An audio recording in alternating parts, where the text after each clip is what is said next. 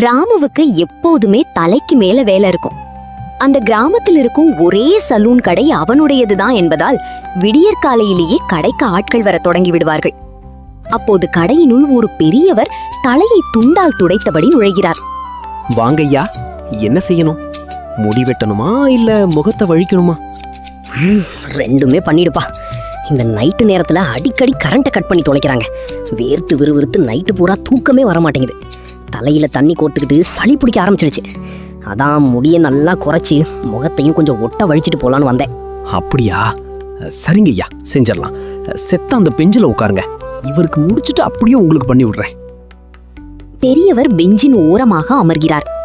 அடுத்த சில நிமிடங்களில் மேலும் 2 பேர் கடைக்குள் வர ராமு அவர்களையும் சைகையாலேயே பெஞ்சில் அமரச் சொல்கிறான். கடையில் அமைதியும் கத்திரிக்கோள் சத்தமும் நிலவிய அந்த நேரத்தில் திடீரென வாசலில் செருப்பு சத்தம் பலமாக கேட்கிறது.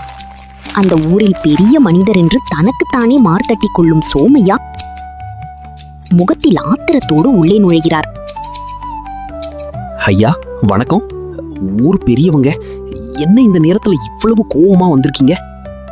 வர வர இந்த ஊர்ல இருக்கிறவங்களுக்கு ஒரு மரியாதையும் தெரியல ராமு. பெரிய மனுஷனை பார்த்தா எப்படி நடக்கணும், எப்படி பேசணும்னு விவஸ்தை இல்லாம ஆடுறாங்க. கூலிக்கார பசங்க. ஐயா என்னாச்சு? ஏன் இவ்வளவு கோவமா இருக்கீங்க? யார் என்ன சொன்னா? பின்ன என்னப்பா, நான் இந்த ஊர்ல எவ்வளவு பெரிய மனுஷன். தெருவழியா நடந்து வர்றேன். அங்க திண்ணையில உட்கார்ந்துருக்கிற பயலுங்க நான் வர்றத பார்த்தும் எந்திரிச்சு நிக்காம கால் மேல கால் போட்டுக்கிட்டு ஏன் முன்னாடியே சௌரியமா உட்கார்ந்துருக்காங்க. மரியாதை தெரியாத ஜென்மங்கள். சரிங்கய்யா, விடுங்க. கோவத்தை குறைச்சிட்டு செத்த அப்படி உட்காருங்க. ஆசுவாசம் பண்ணிக்கங்க. இங்க பாரு ராமு, உன் கடையில உட்கார்ந்துட்டு இந்த வெட்டி பயலுங்களோட சேர்ந்து காத்துக்கிட்டு இருக்க எனக்கு நேரம் இல்லை. அந்த வெட்டிட்டு இருக்க ஆளோட வேலையை சீக்கிரம் முடிச்சிட்டு அடுத்து ஏன் தலைய வெட்டி விடு. ஐயா, இந்த 3 பேரும் ரொம்ப நேரமா காத்துக்கிட்டு இருக்காங்க ஐயா. வரிசைப்படிதான். ஐயோ, காத்துக்கிட்டு இருந்தா காத்துக்கிட்டு இருக்கட்டும் யா. இவனுங்க என்ன தலைய வெட்டி முகத்தை வழிச்சிட்டு கலெக்டர் ஆபீஸ்க்கு உத்தியோகம் பார்க்க போறாங்க? வீட்டுல வெட்டியா தானே கிடக்க போறாங்க. அதுக்கு செத்த இங்க காத்துக்கிட்டு இருந்தா என்ன குறைஞ்சா போயிடுவாங்க. இந்த ஊர்க்கார பசங்களுக்கு தான் பெரிய மனுஷன் மரியாதை தெரியலன்னா உனக்கும் புத்தி கெட்டு போச்சா? இப்படியே பேசிக்கிட்டு இருந்தா உன் கடையை புடுங்கி ஊருக்கு வெளியே எரிஞ்சிடுவேன். ஜாக்கிரதை. சீக்கிரம் அவனை அனுப்பிவிட்டு ஏன் வேலையை பார்க்குற வழியை பாரு. கடையில் ஒருவித பதற்றமான மௌனம் நிலவுகிறது. சோமையாவின் அதிகார பேச்சுக்கு யாரும் எதிர்த்து பேச துணியவில்லை. அந்த நேரத்தில் கலைந்த தலைமுடியுடன் ஒரு இளைஞன் மூச்சிறைக்க கடைக்குள் வருகிறான். என்னப்பா, உனக்கு முன்னாடி 4 பேர் இருக்காங்க. எப்படியும் இன்னும் 1 மணி நேரமாவது ஆகும். நீ அப்புறமா வரியா? இல்லனே, இன்னைக்கு எனக்கு ஒரு முக்கியமான இன்டர்வியூ இருக்கு. நேரம் ஆயிடுச்சு. எனக்கு மட்டும் கொஞ்சம் சீக்கிரம் முடி வெட்டி விடுங்களே. நான் வேணா எனக்கு முன்னாடி வந்தவங்க கிட்ட கேட்டு பாத்துக்கிறேன். சரி, நீ அவங்க கிட்டயே கேளு. அவங்க சரின்னு சொன்னா எனக்கு ஒன்னும் ஆட்சேபனை இல்லை. ஐயா, கொஞ்சம் தப்பா எடுத்துக்காதீங்க. அவசர வேலை, இன்டர்வியூ போகணும். தயவு செஞ்சு. அவன் பேசி முடிப்பதற்குள் ஏதோ ஞாபகம் வந்தவனாக தயங்கி ராமுவின் அருகில் நெருங்கி வருகிறான். அப்புறம்னே, ஒரு முக்கியமான விஷயம். இப்போதைக்கு கையில காசு இல்லனே. இன்டர்வியூ போயிட்டு வந்து சாயங்காலமா காசை ரெடி பண்ணி தந்துடுறேனே, ப்ளீஸ். ஏற்கனவே சோமையாவின் மிரட்டலிலும் கடையின் கூட்ட நெரிசலிலும் எரிச்சலின் உச்சத்தில் இருந்த ராமுவுக்கு அந்த இளைஞன் கடன் என்று சொன்னதும் உள்ளுக்குள்ளிருந்த கோபம் எரிமலையாக வெடித்தது. தொழில் விஷயத்தில் ராமு எப்போதும் 1 பைசா கூட விட்டு கொடுக்காத கராரான பேர்வழி. இதோ பாரு தம்பி, இந்த கடன் கத்திரி எல்லாம் நம்ம கடையில வேலைக்காகாது. கையில காசு இருந்தா நில்லு, இல்லனா வழிய பார்த்துட்டு போய்கிட்டே இரு. போ. சுற்றி 4-5 பேர் இருக்கும் இடத்தில் ராமு அப்படி பச்சையாக கத்தியதும் அந்த இளைஞனின் முகம் அப்படியே சுருங்கி போனது. அவமானம் அவனது தொண்டையை அடைத்தது. சுற்றிலும் இருந்தவர்களின் பார்வைகள் அவனை மேலும் கூசச் செய்தன. அண்ணே, எல்லாரும் முன்னாடியும் இப்படி கத்தாதீங்க அண்ணே. அவமானமா இருக்கு. நான் ஒன்னும் ஏமாத்த மாட்டேன். இன்டர்வியூ முடிஞ்சதும் எப்படியாவது சாயங்காலமே உங்க காசை கொண்டு வந்து கொடுத்துடுறேனே, நம்புங்கண்ணே. அதெல்லாம் இங்க வேலைக்காகாதுப்பா. தப்பா நினைக்காம இடத்த முதல்ல காலி பண்ணு. அவமானத்தால் தலை குனிந்து கண்களில் கண்ணீரோடு கடையை விட்டு வெளியேற முயன்ற அந்த இளைஞரை நோக்கி ஒரு கரம் நீள்கிறது. முதலில் கடைக்குள் வந்து பெஞ்சில் அமர்ந்திருந்தாரே அந்த பெரியவர் சட்டென்று எழுந்து போய் இளைஞனின் தோளை தொட்டு தடுத்து நிறுத்துகிறார். தம்பி, செத்த நெல்லுப்பா, எங்கேயும் போகாத, உள்ளவா. இளைஞன் புரியாமல் பார்க்க பெரியவர் ராமுவை நோக்கி திரும்புகிறார். யோ ராமு, கத்திரிக்கோலை தள்ளி வைப்பா. முதல்ல இந்த தம்பிக்கு முடிய வெட்டி முகத்தை அழகா சீர்படுத்தி விடு.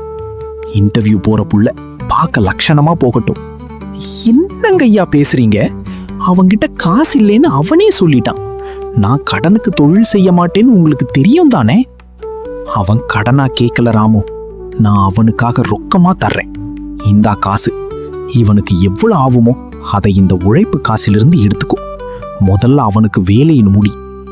பெரியவர் நீட்டிய காசை பார்த்ததும் ராமுவுக்கு மறுத்து பேச வார்த்தை வரவில்லை. அமைதியாக வாங்கிக் கொண்டு இளைஞனை நாற்காலியில் அமரச் சொல்கிறான். கத்திரிக்கோள் மீண்டும் சத்தமிடுகிறது. ஆனால் இந்த முறை அந்த சத்தத்தில் ஒரு குற்ற உணர்ச்சி கலந்திருக்கிறது. ராமு கராராக இருந்தாலும் பெரியவரின் இந்த செயல் அவன் மனதை என்னவோ செய்தது. சிறிது நேரத்தில் இளைஞனுக்கு முடி திருத்தம் செய்து முடிக்கப்படுகிறது. நாற்காலியிலிருந்து எழுந்த இளைஞனின் முகம் இப்போது பளிச்சென்று நம்பிக்கையோடு பிரகாசிக்கிறது. ஐயா, ரொம்ப நன்றிங்க ஐயா.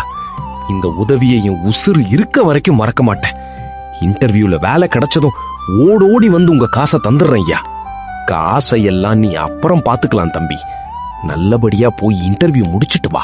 போ, நல்லதே நடக்கும். அந்த இளைஞன் பெரியவரை நோக்கி மனதார கும்பிட்டுவிட்டு புதிய மனிதனாக நம்பிக்கையான நடையோடு கடையை விட்டு விரைவாக வெளியேறுகிறான். வாங்க ஐயா, அடுத்தது நீங்க தானே முதல்ல வந்தீங்க. வந்து உட்காருங்க. உங்களுக்கு முடி வெட்டி முகத்தை வழிச்சு விட்டுறேன்.